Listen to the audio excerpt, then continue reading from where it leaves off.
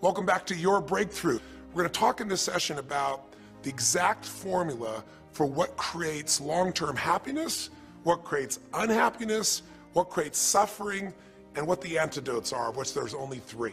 How do I know this? I've had the privilege of being with 4 million people now from 100 countries around the world in live seminars, and I've seen everything you can imagine. I mean, from the most successful people in the world to the singularly most challenged people you could possibly imagine. I've dealt with people with multiple personality disorders, 52 different personalities, and how to put them back together. And I've dealt with people with no personality who have a much bigger problem. No matter what the diversity of people I've dealt with and the diversity you've seen in this show, the ultimate question I'm always asking is, how do I help people to break through? The question is, what are you breaking through to? In essence, all of us at some level to feel alive have to always feel like we're growing. When people ask me, what does it take to be happy? I always tell them one word: progress.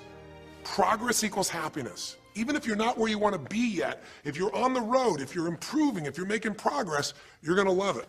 You're going to feel alive. On the other hand, it doesn't matter how successful you are. If you stop growing, you start dying inside. Now, how does this relate to this session on breakthrough? Well, I'll say it's really simple. If you and I want to know what it takes to be happy, we have to understand what is our current blueprint of how our life's supposed to be. Now, what do I mean by blueprint? Well, we have a story in our head of how life's supposed to be. Some people's story is you work hard in school, you become really great, you're a nice person, you're a good person, and then you grow up and you take care of yourself and you find the ideal man and you fall in love and you have a white picket fence and you have 3 perfect children and you live happily ever after. Somebody else's story, the old story was, you work really hard in school, you excel in college, you go to work for a big corporation, and you move up through the ranks until you're the president or chairman of the company, and you become successful and respected throughout life. These are some old stories. Obviously, the stories that we hear today of what people's lives are supposed to be like are completely diverse. We no longer have these little archetypes, but one archetype still seems to remain. And that archetype is, in order for you to really feel like you're enough, many people believe they have to achieve an enormous amount. They may do it in different ways today. They may do it by building a company and taking it public when they're 27 or 25 years old, or they find and create a new technology, or they become a very special doctor. But we live in a culture in the West that teaches people that you're not enough unless you do something really special and unique, and we define special and unique in interesting ways. A school teacher is not special and unique. A mother who stays home with her children day and night, sculpting their minds, their bodies, their souls, and their future is not special. We live in a world today where we treat teachers like they're nobody and pay them accordingly, and we wonder why our children seem to have challenges in learning and growing or being engaged in school. When we spend thousands of dollars on some item like a computer, but what we look at overall, we invest in for the teacher and for that person who's the personal connection with them is so small. We live in a society where many women look down and say, well, you're just a housewife, you're just a mother. See, some of the pain we have in our society is not because there's one right or one wrong approach, but because we try to make everybody fit into some particular approach to life. Here's what's going to make you happy or make you unhappy in life. It's real simple. Let's do a quick test. If you're in a situation right now where you look at your life, I know there's an area of your life that you probably feel pretty darn good about. Even if you're not happy with your finances, I bet you feel damn good close to your kids. Or if you're not close to your kids, maybe you don't have any kids, maybe you feel really good about your career. If you're doing not so good in your career, maybe you got a really great body that you've trimmed down or strengthened up, or you really shaped yourself the way you want, muscularly, or in the way you look. Or if that's not happening, maybe you feel a really special connection with God, or really close to your mother or father or your family, whatever. Almost everybody has an area of their life they feel really good about if they're honest, and if they're fair to themselves. What's an area of your life you really feel happy about?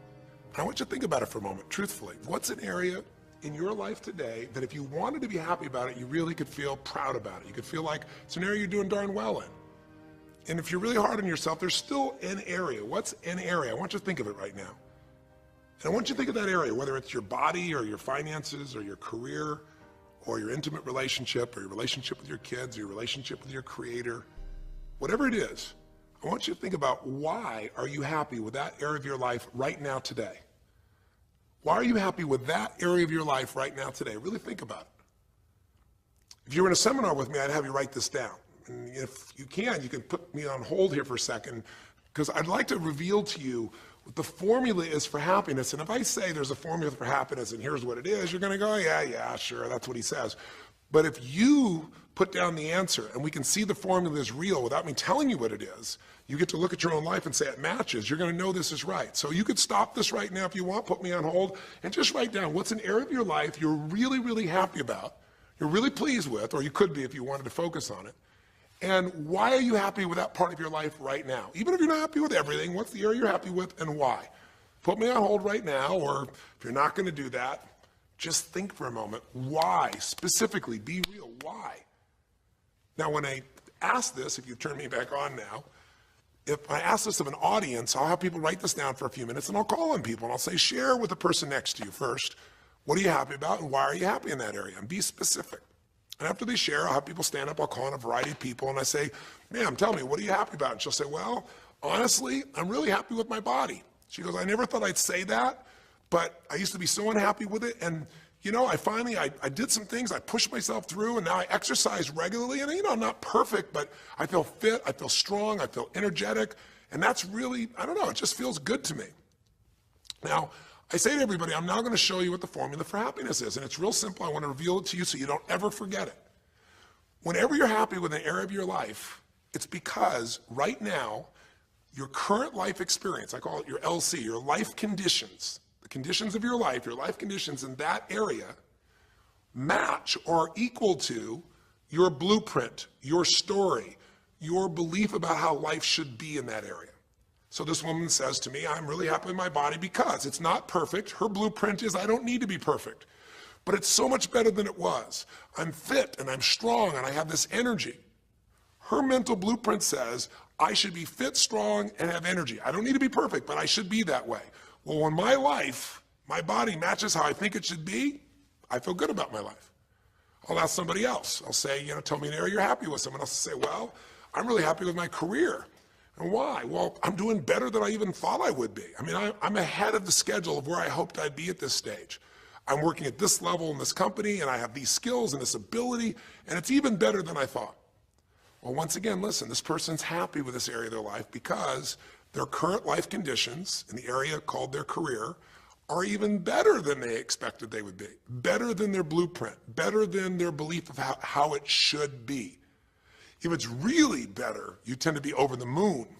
One woman would say, you know, I gotta tell you, I said, I'm the happiest I've ever been in my whole life. How come? She goes, because I have this man in my life and I'm in love with him and he loves me and I can be myself with him. And we have this incredible intimacy and this passion and we want to be with each other all the time and I never get bored with him. Well, what's her blueprint? You want to be with somebody that you can have total intimacy with, somebody who you love and loves you. Those are part of her rules, her beliefs of how it should be. She said, you know, it needs to be, I never want to be with anybody else. I want to be with them every moment. Her blueprint about how life should be and the way she lives, her relationship's even better than she hoped. When it's better than you hope, you're going to be totally excited. So think about this then. What's an area you're not happy with? Let's see if we can find the formula for unhappiness. If the formula for happiness is to be able to meet your expectations or exceed them, that really makes you excited, but to be happy, you gotta at least meet it. It doesn't have to be perfect, but if you generally are meeting what you expect you want from your life in that area, you feel good. Life conditions match blueprint, feel good. So what makes you feel bad? What creates pain, stress, frustration? Real easy way to figure it out. Answer this question. What's an area of your life you're not happy with? I mean, be honest with yourself. And even if your life is great in all kinds of ways, I'm sure there's an area you'd like to improve. Anybody who's honest, if they're doing great in their career, very often they don't take care of their body so much. If they're really focused on their body, you know, very often they find themselves in a position where they're not spending enough time with their kids. Or if they're spending time with their kids, their intimate relationship's not doing so well. Because it's the nature of human beings to focus on areas they feel comfortable with and strong in and give those time. And the areas they don't feel so strong and they go, I don't have time for it. What they're really saying is, I don't feel very competent in that area. So what's an area of your life that you are not as happy with? I mean, it's healthy, honestly, to look at areas and say, I don't like it, I want more. This whole concept of a breakthrough is about how do I close the gap between where I am right now and where I want to be. That's what we're here to do. It's like, here's where I want to be, here's where I am. It's healthy to see there's a gap. That makes me have this hunger, this drive to grow, to feel alive, to expand as a human being. So what's an area you're not pleased with? Is it your body? Is it your finances? Is it your career? Is it your spiritual life or lack thereof in terms of feeling connected in that area? Is it your kids? Right? What's the area? What's the area that's not where you want it to be? And then answer for a moment, why aren't you happy with that area of your life right now? Why specifically today are you not happy with that area of your life at this stage of your time of your life? Again, you can stop this and write it down. Might be useful for you. Or if you're going to keep it running, you can stop it and you'll turn it right back on and I'll kick into it. Do that now. Or if you kept it running, then I'll give you what happens. I have people write this down and they don't like this exercise so much. Well, I don't like my body, or I don't like my finances, I don't like my career, I don't like the person I'm in a relationship with, I don't like myself the way I'm in relationships. Why? And they write it all down. Have people share back and forth. I call on people, and the lesson's pretty clear.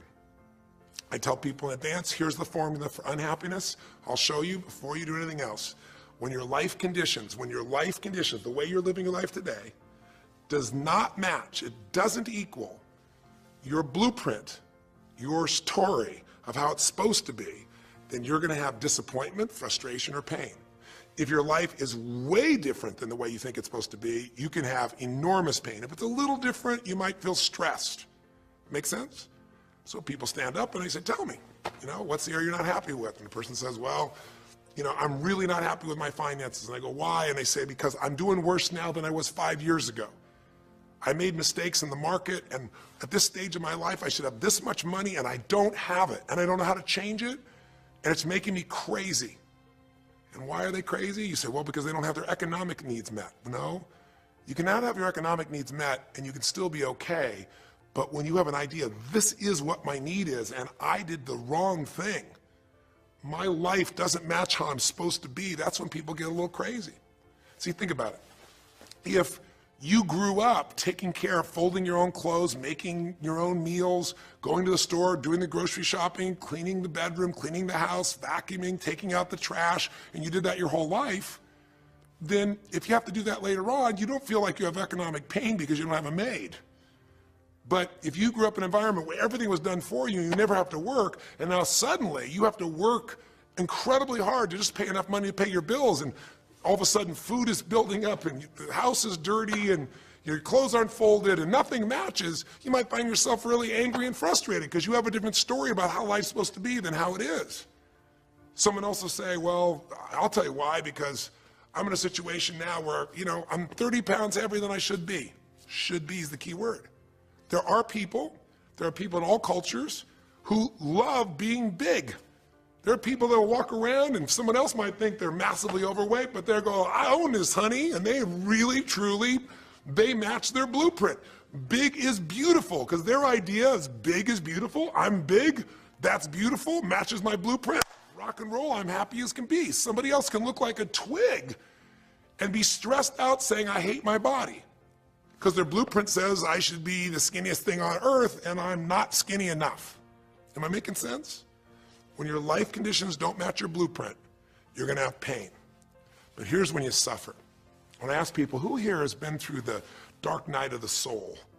Who's been here in a situation where you feel like life isn't worth living, or we feel like a pain that just will never go away? And a lot of people write down those experiences, like Joaquin. So you'll begin to understand what the issue is I'm talking about here.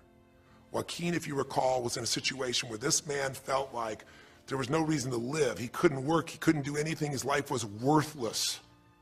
Why did he think that? Because he had a blueprint. And his blueprint said, I need to be an NBA basketball player, at least a professional basketball player. I need to be able to make money and have this great lifestyle, because that's what makes me worthwhile as a human being. That's what makes my family respect me, my mother, my uncles, my aunts. I'm the successful one in the family, and I make the money. I support everybody. He's a good man. He didn't come just to be successful. He took care of his mother, his family. He tried to be an inspiration for people. Joaquin Hawkins is a man who was always going out on his free time and training kids and showing them the pathway to freedom, how they could play basketball and get free like he did and get out of the inner city. So this man is not a selfish man, but he knew this is the way to be worthwhile. This is the way to be able to give to people. This is the way to take care of your family. And all of a sudden, one night, what happened?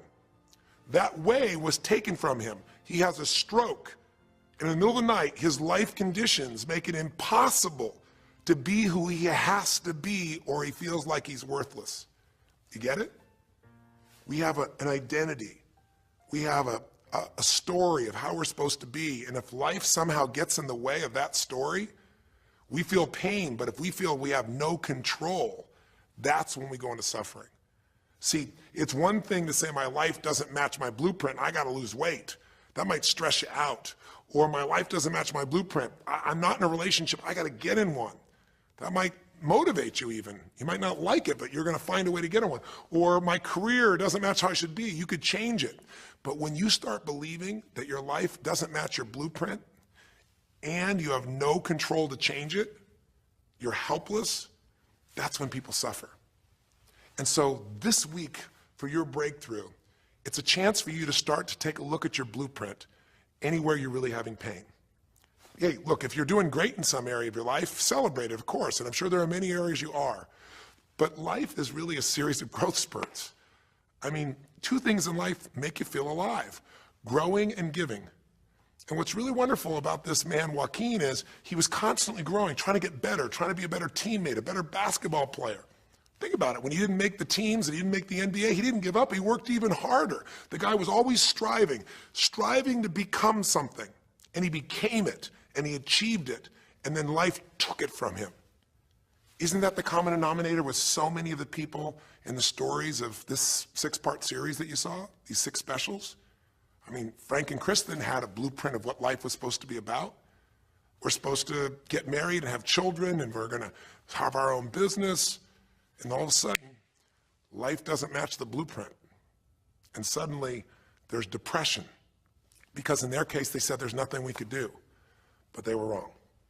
They were wrong because they discovered, and Frank discovered, I can make a difference in my wife. The chair, even though I didn't create this and didn't ask for it, this chair does not define me. I can become more than I was before. I can have the impact with my wife. I can have children. We had to change his blueprint because we couldn't change all the conditions of his life. Does that make sense? I couldn't get him to physically walk again. Maybe someday he will, but we can't count on that. What we got to count on is that he can be fulfilled by seeing he isn't helpless. And I did that through a series of experiences that violated what he thought he couldn't do. The same thing was true with almost every one of the people we worked with at some level. And in Joaquin's example, it was also true. Joaquin said, well, I can't ever have this quality of life again because I'm not a professional basketball player.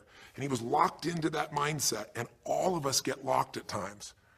But to his credit, to a system of steps, we were able to break him out of that. We were able to get him to see that he isn't helpless. Because here's your choice. Watch this now.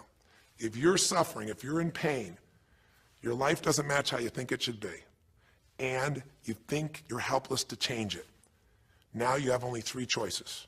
Choice 1, blame something. And that's what Joaquin did, if you recall. He blamed his coach, he blamed what happened to him, and of course these things were outside his control. But he blamed his coach, and a big part of the healing, if you watch this session, was bringing his coach in and getting him to see, hey, you know what, all that anger, all that resentment inside of you, Joaquin, A, it's not based on the truth, and B, like Nelson Mandela said, you know, having resentment in your soul is like drinking poison and hoping that your enemy will die. It doesn't work that way. And when Joaquin was able to break out, his breakthrough was a change in perception, to realize this coach wasn't stopping me. I just felt like I lost everything, and so I don't know how to change it, so I'm looking for something to be mad about, someone to blame, so I don't have to blame myself, or I don't have to feel so helpless. Because when you're angry, you don't feel so helpless. You feel strong for the moment, even though it's a fake strength. When he was able to make that breakthrough, he could stop blaming. Because these are your 3 choices. When life doesn't match how you think it should be, blame something. An event, someone else, or yourself. As we talked about earlier in this series, blame games just destroy you. There's no progress when you blame. For the moment, you feel okay, but nothing changes. What are your real choices? You only have 2 choices in life. If life doesn't match your blueprint, you either have to change your life. That is, you got to say, you know what, my body isn't there, I'm going to go work out. My relationship isn't there, I'm going to change it. I'm not making what I gotta make. I'm gonna retool. I'm gonna get a new skill. I'm gonna go back to school. I'm gonna start a business. I'm gonna do something. You have to do something to change your life. Or, in order for you to be happy, if you can't change your life, you're gonna have to change your blueprint. Usually in life, it requires a little bit of each. Does that make sense? And if you change your life and change your blueprint, you can have an extraordinary life. And what you witnessed this man do was once he let go of his anger and his denial, once he started to look at things, he began to find by spending time with his family that he was worthwhile being loved whether he played basketball or not. Of course, he'd love to play basketball, but professional basketball was no longer a part of it. And we got to get Joaquin to shift that. And Joaquin is a metaphor for all of us, because all of us are going to have times in our life when what we want or think life should be like isn't going to match how life really is. Those moments, if we blame, our life goes into pain. If we change, we can change our life and match our blueprint. But we have to also know when it's not within our control. And that's how we're able to make a shift and change what our story is for our life, what our expectations are, not by lowering them, but by changing what that model really is. I hope this makes sense to you. I'll give you a great example. Years ago, I do a lot of work with business people, celebrities, people of all kinds of walks of life. And I was dealing with a group of people, and they knew a very, very powerful celebrity. And to give that person privacy, I won't tell you too many details, so you can't figure out exactly who it is, but it would be a person who was very successful as a woman, who was extremely attractive by cultural standards, a woman who's had a lot of dear friends, a lot of deep respect, so great skill, great ability, extremely talented, quite attractive, quite wealthy in financial terms, and lots of great friends. This would be, for most people's idea, the ultimate blueprint. If your life matches that description, you must have an incredible life. But ironically, this particular individual, as famous as they were, was depressed all the time. They had seemingly everything, and yet the person was depressed. How do you get depressed when you're smart, and you're strong, and you're beautiful, and you got great friends, and you're rich, and you're famous? Well, it's real simple. People said, I don't know what it is. Everyone's tried to help her. She's been through counseling. She's got all these different drugs. Nothing's working. She's taking antidepressants, and she's still depressed, which is not uncommon, by the way. Because if you change the way you feel physically, but you still see your life doesn't match how you think it should be at some level, and you feel like you're helpless to change it, you're going to be depressed. So I said, bring her to me. I said, I can help her. I know that sounds like hyperbole, but I absolutely can help her. Well, how do you know that, Tony? Because I already know what the problem is. I know if someone's depressed, it's because they feel helpless because their life doesn't match how they think it should be. I just don't know what her blueprint is, but we'll find out what it is, and we'll either help her change her life, or we'll help her change her blueprint, or both. Long story short, and very quickly, I'll tell you the core of it. She came to me and she spent maybe the first half an hour telling me, apologizing, saying, I know I should be happier. I know it's silly for me to be depressed. I don't know why I'm so depressed. I know I should be grateful for what I have, and I am grateful. And it was all these reasons why she knows she should feel good, but still didn't. And I tried to finally explain to her, listen, I don't care about that. I care about you. The fact that you're not happy has nothing to do with what you have or don't have. The fact that you're not happy is that your life doesn't match the way you think it should be. And you have some idea of how you think it should be. And worse, if you're this depressed after all this time, you feel like you can't do anything. You have no power to change it. You feel helpless. And she looked at me in a certain way, and I said, so what is that? What did you want your life to be like? She goes, well, it sounds stupid. I said, it's not gonna sound stupid to me. She said, well, I don't know. I just always, since I was a little girl, dreamed that I would be married, and I would have 3 basically perfect children, and they would love me totally, and I loved my husband, he loved me, and I said, okay, so how's that working for you so far? And she said, well, I think you know, because she's a pretty famous person. She said, I'm divorced twice, I have no children, and I'm now X age. And to give you a clue, that age would be an age where having a child, your own natural child at least, barring a medical miracle, is not going to happen. So I said to her, well, why don't you just adopt? She goes, no, that's not it. And so what I had to dig under is, remember we talked in one of the earlier sessions about there's the surface problem and then there's the deeper desire or need. So I said to her, I said, well, what if you couldn't have the husband but you could have the kids? And she smiled and she said, I'd take that. I said, well, why not adopted kids? She goes, no, it has to be my own blood children. So I kept digging to find out what was behind her blueprint. Because your blueprint is just a projection of what you think you need to be happy. But as human beings, we're notoriously ineffective at knowing it's going to make us happy. So much that we think we're going to make us happy, we get there and we go, is this all there is? So many things that we think are going to make us miserable and we can never deal with, we go through it and we can handle it. We're not good at projecting these things. All kinds of studies will show this. So I said to her, well, what are you hoping to get from these 3 children? Why do they have to be your blood children? And she finally said, well, if they're my blood children, I know they'll always love me. They'll never leave me. What was she looking for?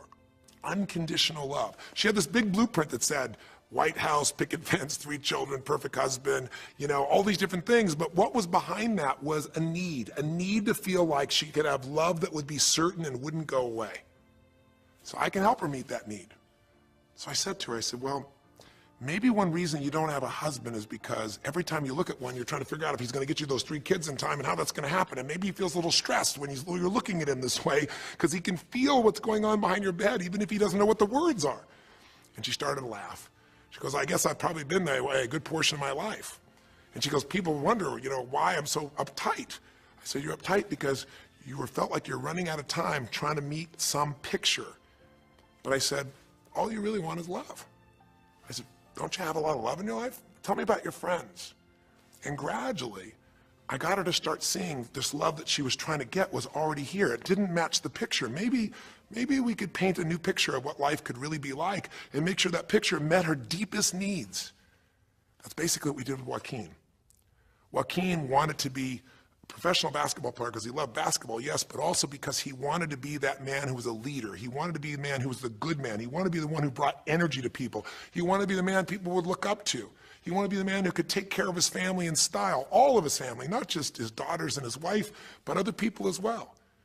Underneath it all, he wanted to know that he mattered. And through the process that you saw in this show, he began to find out that he didn't need to be angry at the world, that yes, his blueprint was taken from him, but his soul and his ability to be a special human being that could touch other people was not taken from him. That maybe his real gift was his ability to inspire young kids, his ability to get himself to do whatever it took. How did he become a professional basketball player? Unbelievable discipline, unbelievable drive. He started bringing that to picking up trash, and the game started to change. He started to have fun there. He could come home and take care of his kids and pay his bills. That doesn't solve everything, but it gives him a way to suddenly regain himself. When he sat around with all of his family, and you saw part of those scenes, and if you watch little areas of browsing this week, you'll see some more scenes from his family where you see him begin to realize they love me whether I'm rich or poor. They love me whether I'm a professional basketball player or not. They love me. That's what he was really after. And when he got that, it allowed him to let go and say, I can do other things. That doesn't mean he won't have challenges. We're all going to have challenges in our life. It doesn't mean that at times he won't wish he's doing more. But he's no longer stuck. He's broken through because he now knows I have control. I can change my life or I can change my blueprint. And when I do, I can fulfill it. I can start to feel that aliveness. Now here's the trap. What do you think happens once you fulfill your blueprint regularly? Once you figure out how to do what you always dreamed of? You always dreamed to live a certain way, and now you're living that way, living that way, living that way every day. Well, the human nervous system, the human spirit needs to grow. So pretty soon you'll get bored with that, and you'll come up with a new blueprint. That's part of life that's exciting. See, if you and I from this day forward are going to be happy, just remember what we've said. It takes 2 things, grow and give. A meaningful life comes from growing, that sense of progress, and it comes from having life not just be about me, but about we, doing something that makes me feel connected to other people besides myself. That growth, that sense of contribution fills a deep spiritual need that we all have.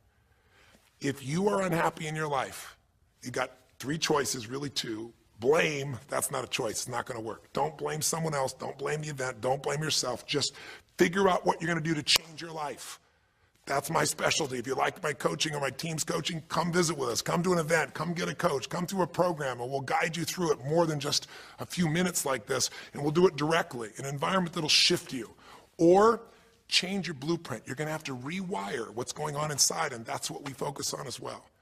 So I hope this journey has been an interesting one for you. I hope it's opened up your eyes to what it takes to go from where you are to where you want to be. It takes changing your emotional pattern. It takes bringing presence to your life. It takes realizing you have no problems compared to somebody else and putting your life in perspective. It takes the ability to deal with those extreme stresses that happen in your life by questioning your limiting beliefs. And again, we'd love to coach you and show you how to change those in a permanent way where it happens automatically, just like lifting weights so often until the muscle's always there and you find yourself able to follow through. It takes for you to be able to figure out how to deal with crisis and how to turn it around. It takes facing your fear.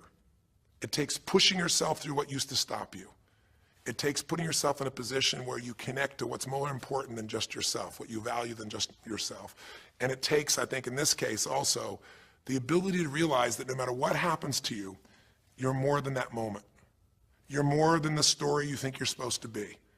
And that even when you're not matching what you think you need to be, maybe there's a reason for that. Maybe you're having to find a different part of yourself that's going to fulfill you at a much deeper level. Sometimes failing to get your goal gives you your destiny. I can't tell you how many people I've known over the years who had an idea of what they thought their life was supposed to be like, and they didn't achieve it, and they felt miserable and upset and frustrated, and one day an opening happened, and they went, oh my God, thank God that didn't happen.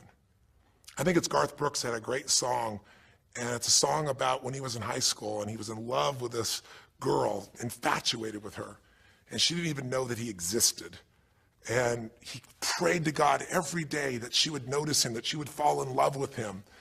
And then sure enough, she never did. He was so disappointed. His blueprint didn't match. His life didn't match it because she didn't even know he existed. And he felt this suffering. He could do nothing to turn it around. Well, 15 years later, he became a guy named Garth Brooks, somebody everybody knew, and he could rock, stadiums with his energy and his song and his music. And he goes back to be at his high school reunion. I think it was his 15-year reunion, if I remember correctly. I don't remember the exact year, but all I remember is he said he saw that woman that he was so obsessed by. He was looking forward to seeing her. And now he was Garth Brooks, and he met her. And after he met her and spent some time with her, he wrote a song called Thank God for Unanswered Prayers. Sometimes not getting your blueprint's the best thing that ever happened, because the disappointment drives you to find something more important inside of you. Or not getting it makes you look for another aspect of your life, a spiritual aspect, a family aspect, a physical aspect. If you can just trust that life doesn't happen to you, it happens for you, then you can find in any situation a benefit that can take your life to the next level. I don't care if you're Frank and Kristen.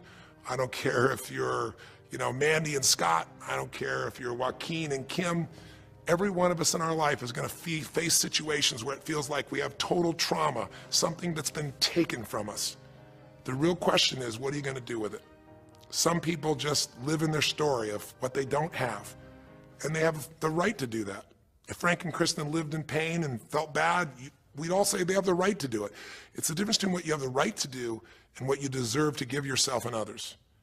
We have the ability to transcend whatever happens to us. There's something called post-traumatic growth. Very few people know about it. Two people go through the same stress, one's destroyed, the other grows. What's the difference? The people that grow will not give up. They don't have any excuses. They find the way to break through whatever it takes. And when they do, three things happen. Number one, they realize who they really are and what they're capable of. They realize they're so much stronger than they thought they were. And number two, they deepen all their relationships. You want to know who really cares about you, who you love and who loves you? Go through some tragedy, go through some hard times. All your Facebook friends go away. Your real friends, your real family shows up for you, and you show up for them, and it deepens your relationships. And the third thing happens, if you can push yourself through and break through whatever challenges life gives you, is each time you have a breakthrough, you get stronger. And it almost like builds a psychological immunity in you, where suddenly, all of a sudden, it's like stuff happens, you know stuff's gonna happen, and you're not scared of it anymore. Because after you've been through a stroke, after you've been through, losing the use of some of your body, your senses, after you lose a family member, and you break through to that, you get to the other side, it's like, give me your best shot, life. It's almost like there's this psychological immunity that says, I'm ready for whatever life will give me. I don't want challenges, but if they're here, I know I can handle them. That strength of spirit is what creates a sense of freedom and joy in life. And that strength of spirit basically comes from living a life where you are constantly and never ending flinging away to improve yourself and to help others. That's my mission. And if we can serve you again in the future, I hope you'll check us out. There's 3 ways you can continue to participate with us. You can come to an event, come have an experience with us live at a weekend at our Unleash the Power Within or our Date with Destinies. I think you'll find it's very different than just sitting here talking to you quietly, sitting in front of your computer screen. It's a rock and roll environment. It's like going to the ballpark and having one person sitting there talking to you versus being in the ballpark or the rock and roll concert, with 50,000. There's an energy and a power that comes from it. Second is there's immersion. Here we talk for an hour, there's distractions and emails. There it's total focus, and we go for immersion where literally what we did here over 6 weeks, a few little conversations, all that happens over and over again, multiple times a day, and you get that shift. So come to an event or call up and get a coach. We have people that you can work with and have a free coaching session and make sure it's really valuable for you. But these are people that can check in with you to help make sure you break through, you make the changes you want to make in your career or your finances or your body or your emotions or whatever area matters to you. And finally, lastly, and probably most importantly, every day you got to feed your mind. Because every day most of us are turning on, some form of news. It shows up in our pocket, in our Blackberries or iPods or our iPhones, I should say. It shows up on your computer constantly. It chases us, and it rarely does a good idea interrupt you. Really what you have to do is pursue the ideas, pursue the experiences that are going to change your life. And we have a way to do it called net time, no extra time. A way where you can keep feeding your mind the stuff that really matters with some products or services. So if you're interested in any of those things, be sure to click on your interest of an event or interest in having a free coaching session, or maybe try one of our audio programs, because the other challenge here is with video, you got to sit here potentially and watch me, but with audio, you can do it while you're working out, you can do it while you're cleaning the house, you can do it while you're driving in the car, while you're getting to work. We'd love to continue serving you in any way we can. I know I've gone long in this session, but I really want you to think about, how can I get my life the way I want it to be? The way I do it is I figure out what my blueprint is and I update it for what life is. I change my life, match my blueprint, and suddenly my life feels full and alive. Thank you for the time that we spent together here. I've really enjoyed our time, and I hope that this breakthrough series reminds you to never settle for less than you can be. Never settle for less than you can give or you can share. Live strong, live with passion, and God bless.